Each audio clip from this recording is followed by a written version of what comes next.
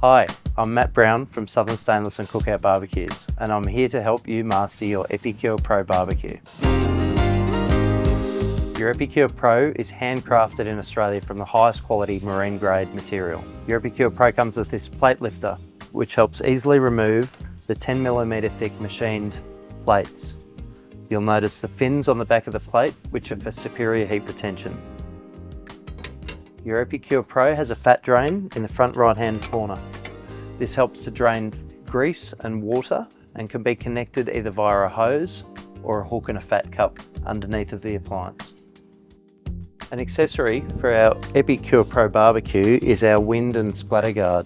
The wind and splatter guard is made from 316 marine grade stainless and can easily be set up by popping the back plate in between the plate and the body of the barbecue, with the hooks facing down, and then assembling the left and the right hand side one at a time in through the hooks.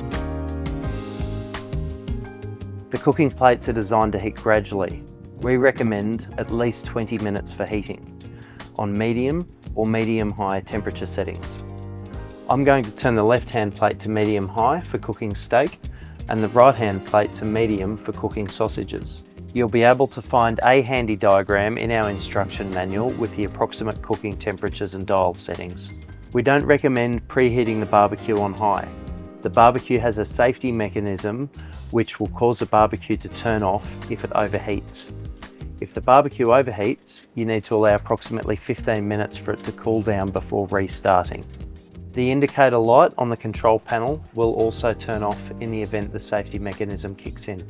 A great tool for checking the temperature of the hot plate is one of these infrared temperature guns. They're easily available online and fantastic for checking the temperature before you cook. I've just checked the temperatures. The right hand cooking plate is fine for my sausages, and I'm going to adjust the left hand plate up for my steaks. Using non-scratch utensils is the best way to not damage your non-stick plates. I'm going to pop my sausages on the right hand plate, which has now reached temperature. This barbecue was built pre-November 2024. You might notice if you've bought a barbecue since November 2024 that the dial design has changed slightly. The temperature on the dials is exactly the same. I've just checked the temperature on my left hand plate. I've had the temperature control at high now for about 6 minutes, and the plate temperature is 240 degrees. I'm ready to throw my steaks on. Now I've pre-seasoned my steaks with a little bit of olive oil and salt. There's no real need to put oil on the plate due to the non-stick surface. I've had my steaks on now for 3 minutes. I'm ready to turn them. If you're cooking on the back of a boat and fat splatter's an issue with your teak decks, using one of these splatter mats is a great idea.